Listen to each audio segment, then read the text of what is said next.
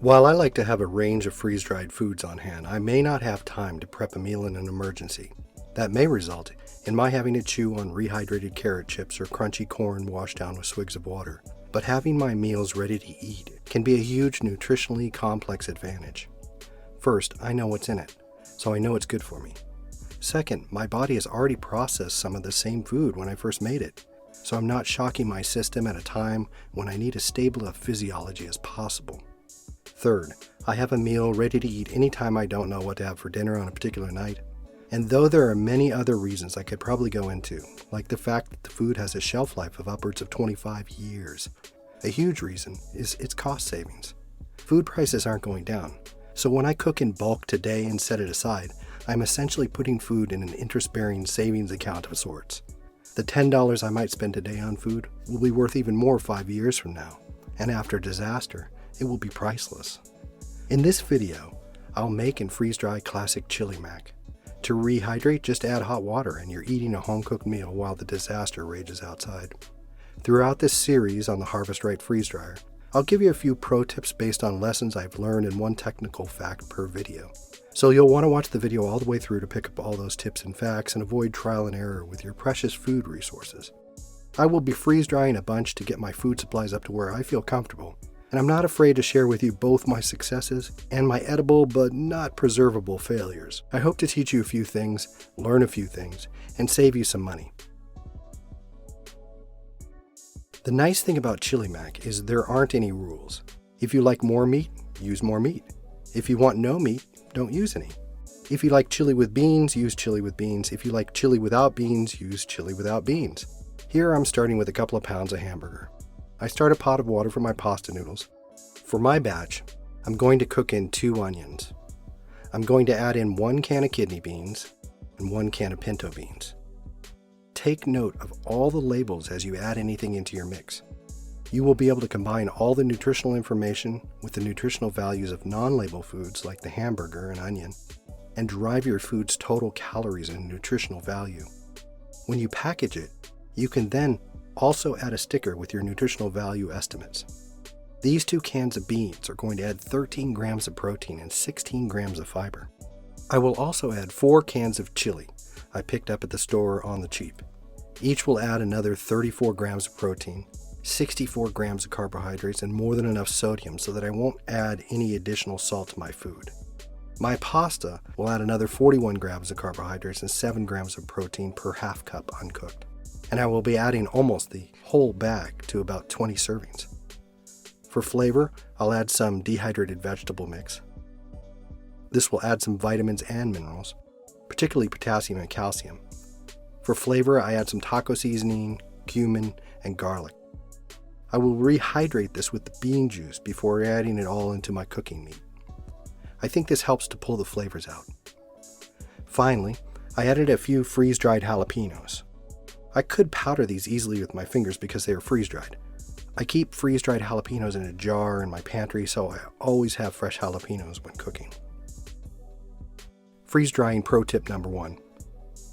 If you want to get more vegetables in your diet, freeze-drying is the way to go. Vegetables freeze-dry really well.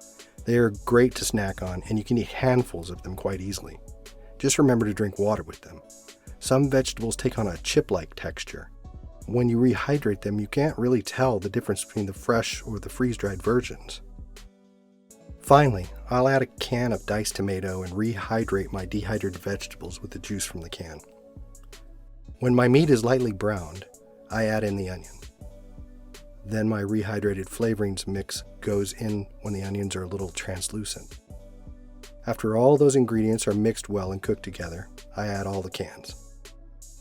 Then I cook up my pasta. When the pasta is done, I drain it and give it a light rinse. I add 3 tablespoons of butter. Fats don't freeze dry well, so you want to use as little as possible. 3 tablespoons will be enough to help my sauce stick to the noodles well. Then to combine all the ingredients, I add a few scoops of chili, then a few scoops of elbow macaroni. Continue to mix them in this manner until all the ingredients are combined. I then can scoop the mix into individual Ziploc baggies. This will allow me to freeze a serving-sized portion in a flat shape. If I make more than my trays can hold, I'll have some frozen and ready to freeze dry in a later batch. I was able to get 12 bags that each average between 11 and 16 ounces.